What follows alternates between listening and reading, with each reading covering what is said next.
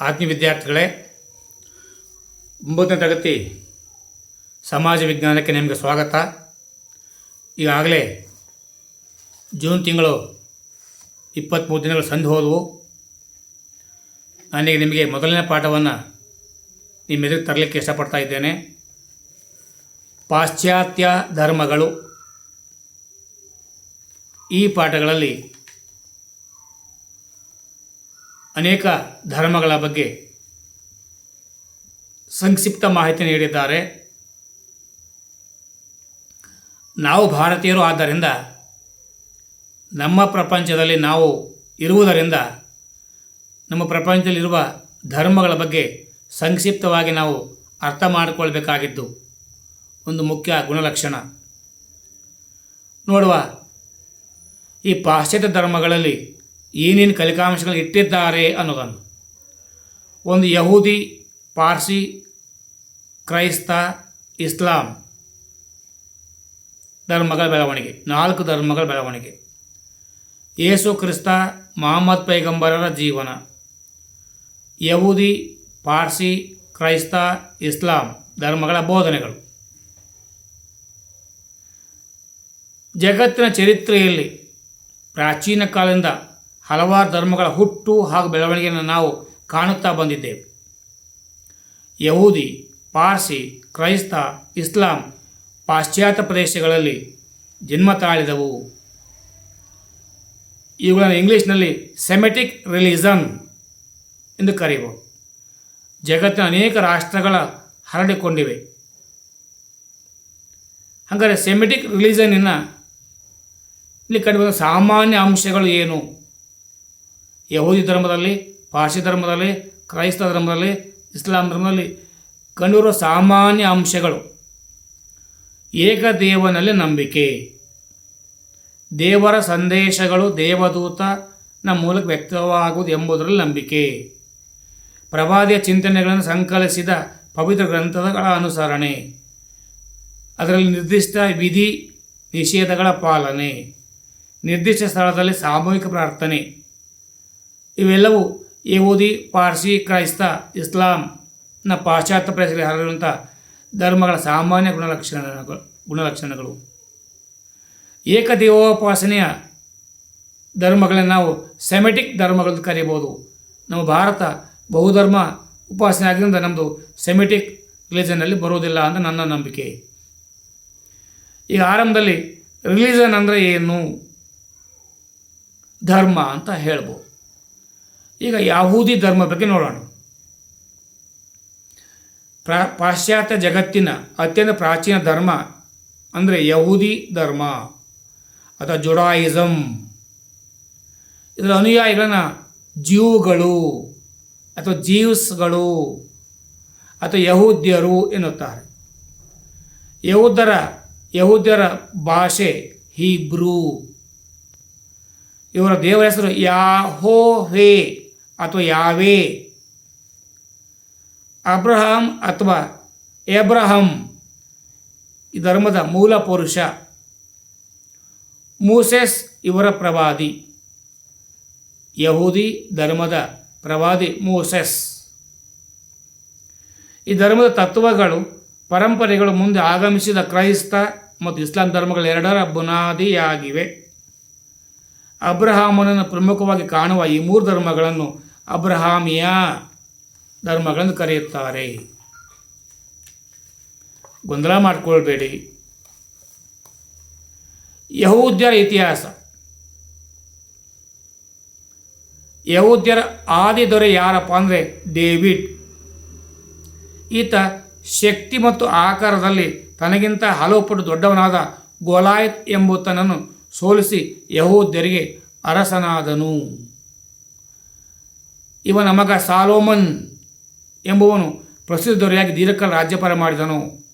Solomon ತನ್ನ ರಾಜ್ಯದಲ್ಲಿ ಯಹೂದ್ಯರ ಮೊದಲ ದೇವಾಲಯ ಕಟ್ಟಿಸಿದನು. ಯಹೂದ್ಯರ ಮೊದಲ ದೇವಾಲಯ ಕಟ್ಟಿಸಿದವನು ಸಾಲೋಮನ್. ಸಾಲೋಮನ್ ತೀರ್ಕೊಂಡ ಮೇಲೆ ಯಹೂದ್ಯ ರಾಜ್ಯ 2 ಪ್ರಾಂತ್ಯಗಳು ಒಡೆದೋಯ್ತು. ಒಂದು ಇಸ್ರೇಲ್ ಅಂತ ಕರೆದ್ರೆ, ಇನ್ನೊಂದು ಜೂಡಾ. ಇಸ್ರೇಲ್ ಹಾಗೂ ಜೂಡಾ ಪ್ರಾಂತ್ಯಗಳು ಮುಂದಿನ ಹಲವು ಶತಮಾನಗಳ ಕಾಲ ಒಂದೊಂದು ಆಕ್ರಮಣಕ್ಕೆ ತುತ್ತಾಗುತ್ತಲೇ ಇದ್ದು ಈ ಆಕ್ರಮಣಗಳ ಪರಿಣಾಮವಾಗಿ ಯಹೂದಿಗಳು ಮಧ್ಯಪ್ರಾಚ್ಯದಲ್ಲಿ ಅಷ್ಟೇ ಅಲ್ಲದೆ ಯುರೋಪ್, ಏಷ್ಯಾ, ಆಫ್ರಿಕಾದಂಥ ಸುತ್ತಮುತ್ತಲಿನ ಖಂಡಗಳಲ್ಲಿಯೂ ಚೆದುರು ನೆಲೆಸಬೇಕಾಯಿತು. ಯಹೂದ್ಯರ ನಾಗರಿಕತೆ ಎಂದರೆ ಅಸ್ತಿತ್ವಕ್ಕಾಗಿನ ಹೋರಾಟದ ಕತೆ. ಅಸ್ತಿತ್ವಕ್ಕಾಗಿನ ಹೋರಾಟದ ಕತೆ ಇತಿಹಾಸವೇ ಯಹೂದ್ಯರ ಇತಿಹಾಸ. ಎಷ್ಟು ಆಶ್ಚರ್ಯ ನೋಡಿ. ಇವತ್ತು ಕೂಡ ನಾವು ನೋಡ್ತಾ ಇದ್ದೇವೆ ಪ್ರಸ್ತುತ ವಿದ್ಯಮಾನಗಳಲ್ಲಿ. ಅದೇ ಯಹೂದ್ಯರ ಪ್ರಾಂತ್ಯಗಳಲ್ಲಿ ಯುದ್ಧಗಳು ನಡೀತಾ ಇದ್ದಾವೆ. ಒಂದು ಇರಾನ್, ಒಂದು ಇಸ್ರೇಲ್. ಎರಡನೇ ಮಹಾಯುದ್ಧದ ಸಮಯದಲ್ಲಿ ಜರ್ಮನಿ ಸರ್ವಾಧಿಕಾರಿಯಾಗಿದ್ದ ಹಿಟ್ಲರ್ ಸುಮಾರು 60 ಲಕ್ಷ ಯಹೂದಿಗಳನ್ನು ಕೊಲ್ಲಿಸಿದನು. ಎರಡನೇ ಮಹಾಯುದ್ಧ ಮುಗಿದ ಬಳಿಕ ವಿಶ್ವಸಂಸ್ಥೆ ನೆರವಿನೊಂದಿಗೆ ಯಹೂದಿಯರಿಗೆಂದೇ ಇಸ್ರೇಲ್ ಎಂಬ ರಾಷ್ಟ್ರವನ್ನು ನಿರ್ಮಿಸಿಕೊಡಲಾಯಿತು. ಪ್ರಪಂಚದಾದ್ಯಂತ ಹರಡಿ ಹೋಗಿದ್ದ ಯಹೂದಿಯರಿಗೆ 3000 ವರ್ಷಗಳ ನಂತರ ತಮ್ಮದೆಂಬ ಮಾತೃಭೂಮಿ ಸಿಕ್ಕಿತು. ಅಸ್ತಿತ್ವ ಅವರು ಸಿಕ್ಕಿದ್ದು 3000 ವರ್ಷಗಳ ನಂತರ. ಹೀಬ್ರೂ ಬೈಬಲ್ ಯಹೂದಿಗಳ ಮೂಲ ಪವಿತ್ರ ಗ್ರಂಥ, ಓಲ್ಡ್ ಟೆಸ್ಟ್ಮೆಂಟಾ ಎಂದು ಕರೆಯುತ್ತಾರೆ. ಇದರಲ್ಲಿ 3 ಭಾಗಗಳು. ಒಂದು ಕಾನೂನುಗಳು, ಬರಹಗಳು, ಪ್ರವಾದಿ ಮೋಸೆಸರ ನುಡಿಗಳು, ವಿಧಿಸುವ 10 ಕಟ್ಟಳೆಗಳೆಂದರೆ. ಅಂದರೆ ಮೋಸೆಸ್ ಯಾವ 10 ಕಟ್ಟಳೆಗಳನ್ನು ವಿಧಿಸ್ತಾನೆ ತನ್ನ ಅನುಯಾಯಿಗಳಿಗೆ ಅಂದರೆ ಯಾವೇ ಅಥವಾ ಯಾಹೋವೇ ಹೊರತಾಗಿ ಬೇರೆ ದೇವರಿಲ್ಲ. ಮೂರ್ತಿ ಪೂಜೆ ಸಲ್ಲದು. ದೇವರ ಹೆಸರಿಗೆ ಕಳಂಕ ತರಬಾರದು. ಸಬ್ಬತ್ ದಿನವನ್ನು ಪವಿತ್ರವೆಂದು ಕಾಣುವುದು. ಮುಂದೆ ಹೇಳ್ತಾನೆ ಸಬ್ಬತ್ ದಿನ ಅಂದರೆ ಏನು ಅಂತ. ಸಬ್ಬತ್ ದಿನವನ್ನು ಪವಿತ್ರ ಕಾಣುವುದು. ತಂದೆ ತಾಯಿಯರನ್ನು ಗೌರವಿಸಬೇಕು. ವ್ಯಭಿಚಾರ ಸಲ್ಲದು. ಕಳ್ಳತನ, ಕೊಲೆ ಮಾಡಬಾರದು. ಸುಳ್ಳು, ಅಸೂಯೆ ಪಡಬಾರದು. ಈಗ ಪಾರ್ಸಿ ಧರ್ಮ. ಪಾರ್ಸಿ ಧರ್ಮವು ಪರ್ಷಿಯಾದಲ್ಲಿ ಪ್ರಾರಂಭವಾಯಿತು. ಇವತ್ತಿನ ಇರಾನೇ ಹಿಂದಿನ ಪರ್ಷಿಯಾ. ಭಾರತದಲ್ಲಿ ತನ್ನದೇ ಆದ ಪ್ರಭಾವವನ್ನು ಹೊಂದಿದ ಮುಸಲ್ಮಾನರ ದಾಳಿಯ ಕಾಲದಲ್ಲಿ ಹಂತ ಹಂತವಾಗಿ ಅವರು ಭಾರತದಲ್ಲಿ ಬಂದು ನೆಲೆಸಿದರು. ವಿಶ್ವದ ಬೇರೆ ಬೇರೆ ಯಾವುದೇ ಭಾಗಕ್ಕಿಂತ ಭಾರತ ಅತಿ ಹೆಚ್ಚು ಪಾರ್ಸಿ ಜನಾಂಗದವರು ನೆಲೆಸಿದ್ದಾರೆ. ಭಾರತ ಅರ್ಥವ್ಯವಸ್ಥೆ, ಸೈನ್ಯ, ಸ್ವಾತಂತ್ರ್ಯ ಚಳುವಳಿಯಲ್ಲಿ ಪಾರ್ಸಿ ಧರ್ಮದವರ ಕೊಡುಗೆ ಅಪಾರ. ಪಾರ್ಸಿ ಧರ್ಮ ಸ್ಥಾಪಿಸಿದವನು ಶಾಲಿವಾನ, ಶಕಪೂರ್ವ ವರ್ಷ 6ನೇ ಶತಮಾನದಲ್ಲಿದ್ದ ಜರತುಷ್ಟ್ರ. ಈತ ಇರಾನಿನ ಒಬ್ಬ ಪ್ರವಾದಿ, ಧಾರ್ಮಿಕ ಸುಧಾರಕ. ಹೀಗಾಗಿ ಧರ್ಮವನ್ನು ಜೋರಾಸ್ಟ್ರಿಯನ್ ಧರ್ಮ. ಅವರ ಮಜಡ ಅಥವಾ ಮಜ್ದಾ ಇವರ ದೈವ. ಉಪವಾಸ, ಬ್ರಹ್ಮಚರ್ಯ ಹಾಗೂ ನೈರ್ಮಲ್ಯತೆ ಇವರ ಆಚರಣೆಗಳು. ಉಪವಾಸ, ಬ್ರಹ್ಮಚರ್ಯ, ನೈರ್ಮಲ್ಯತೆ ಪಾರ್ಸಿ ಧರ್ಮದ ಆಚರಣೆಗಳು. ಪಾರ್ಸಿ ಧರ್ಮ ಪ್ರಾಚೀನ ವೈದಿಕ ಆಚರಣೆಗಳ ಹತ್ತಿರವಾಗಿವೆ. ಒಳಿತು ಕೆಡುಕುಗಳ ನಡುವಿನ ಸಂಘರ್ಷದಲ್ಲಿ ಒಳಿತು ಗೆಲುವು ಸಾಧಿಸುವುದರಿಂದ ಮಾನವನ ಒಳಿತನ್ನೇ ಆಯ್ಕೆ ಮಾಡಿಕೊಳ್ಳಬೇಕು ಎಂಬುದು ಇವರ ನಂಬಿಕೆ. ಸೂರ್ಯೋಪಾಸನೆಯು ಇದೇ ರೀತಿ ನಂಬಿಕೆಯಾಗಿದೆ. ಪಾರ್ಸಿಗಳ ಧರ್ಮಗ್ರಂಥವಾದ ಆವೇಸ್ತ ಪದ್ಯ, ಶ್ಲೋಕರೂಪ ಸಾಹಿತ್ಯವನ್ನು ಗಾಥಾ ಎನ್ನುತ್ತಾರೆ. ಪೂಜೆ, ಆರಾಧನಾ ಆಚರಣೆಗಳಿಗೆ ಸಂಬಂಧಿಸಿದ ಭಾಗವನ್ನು ಯಶ್ನ. ಇವೆಲ್ಲವೂ ಸಂಸ್ಕೃತ ಮೂಲದ ಪದಗಳು ಎನ್ನುವುದನ್ನು ಗಮನಿಸಬಹುದು. ಈಗ ಕ್ರೈಸ್ತ ಧರ್ಮಕ್ಕೆ ಬಂದಿದ್ದೇ ಆದರೆ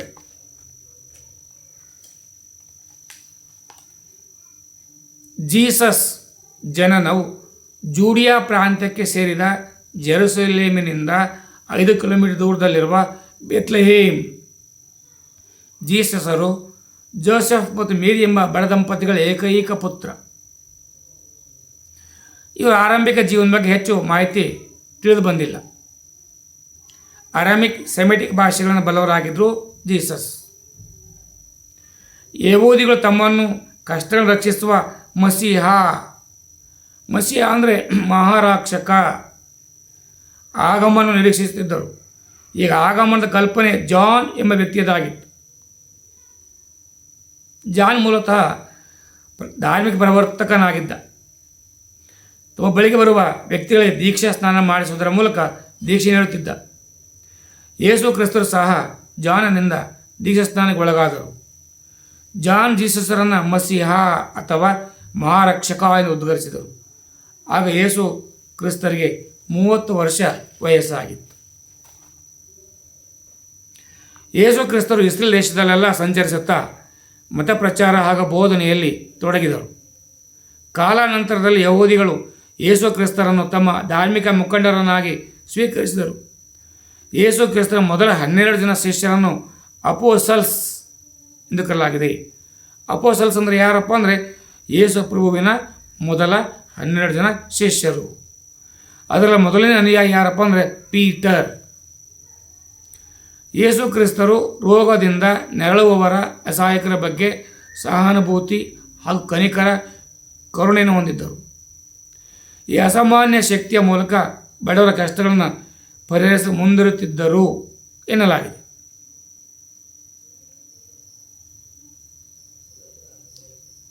ಧನ್ಯವಾದಗಳು. ಇದರ ಮುಂದಿನ ಭಾಗ ಇದೆ, ಅದನ್ನು ನಾಳೆ ಕ್ಲಾಸಲ್ಲಿ ಮತ್ತೊಮ್ಮೆ ನಾನು ಮೆದುಳಿಗೆ ತರಲಿಕ್ಕೆ ಇಷ್ಟಪಡ್ತೇನೆ. ಇಲ್ಲಿ ಕೆಲವೊಂದು ಪ್ರಶ್ನೆಗಳನ್ನು ಕೊಟ್ಟಿರ್ತೇನೆ. ಬರೀ ಪಾಠ ಕೇಳೋದು ಅಷ್ಟೇ ಅಲ್ಲ, ಪಾಠ ಹೇಳ್ತಾ ಇರುವಾಗ ನೋಟ್ಬುಕ್ಕಲ್ಲಿ ನೋಟ್ ಮಾಡ್ಕೊಳ್ತಾ ಹೋಗಬೇಕು. ನೋಟ್ ಮಾಡ್ಕೊಳ್ತಾ ಹೋದ್ರೆ ಮಾತ್ರ ಆ ಪಾಠಗಳು ಅರ್ಥವಾಗುತ್ತೆ. ಇಲ್ಲಾಂದರೆ ನಾನು ಹೇಳ್ತಾ ಹೋಗ್ತೇನೆ, ನೀವು ಕೇಳ್ತಾ ಹೋಗ್ತೀರಿ, ಅಲ್ಲಿಗೆ ಇಬ್ಬರಿಗೂ ವ್ಯತ್ಯಾಸಗಳು ಏನು ಕಂಡು ಬರಲ್ಲ. ಯಹೂದಿ ಧರ್ಮದ 10 ಕಟ್ಟಳೆಗಳನ್ನು ಪಟ್ಟಿ ಮಾಡಿ ಈಗಾಗಲೇ ಹೇಳಿದೆ. ಪರ್ಸಿ ಧರ್ಮವು ವೈದಿಕಾಚರಣೆಗಳಿಗೆ ಹತ್ತಿರವಾಗಿದೆ ಸಮರ್ಥಿಸಿ. ಯೇಸು ಕ್ರಿಸ್ತರ ಜೀವನವನ್ನು ಕುರಿತು ಬರೆಯಿರಿ. ಯಹೂದಿ ಧರ್ಮದ ಮೂಲ ಪುರುಷ ಡ್ಯಾಶ್, ಪಾರ್ಸಿ ಧರ್ಮದ ಸ್ಥಾಪಕರು ಡ್ಯಾಶ್, ಯೇಸು ಕ್ರಿಸ್ತರು ಹುಟ್ಟಿದ ಸ್ಥಳ ಡ್ಯಾಶ್. ಇವುಗಳಿಗೆ ಉತ್ತರ ಸಿದ್ಧಪಡಿಸಿಟ್ಕೊಳ್ಳಿ. ಮುಂದಿನ ಕ್ಲಾಸಲ್ಲಿ ಮುಂದಿನ ಭಾಗವನ್ನು ನೋಡೋಣ. ಜೈ ಹಿಂದ್, ಜೈ ಕರ್ನಾಟಕ ಮಾತೆ, ಜೈ ಭಾರತ್ ಮಾತೆ. ನಿಮ್ಮೆಲ್ಲರಿಗೂ ಒಳ್ಳೆಯದಾಗಲಿ. ನೀವು ಅಭ್ಯಾಸ ಮಾಡಿ, ನಿಮ್ಮ ಗೆಳೆಯರಿಗೂ ಶೇರ್ ಮಾಡಿ, ಸಬ್ಸ್ಕ್ರೈಬ್ ಮಾಡಿ. ಧನ್ಯವಾದಗಳು.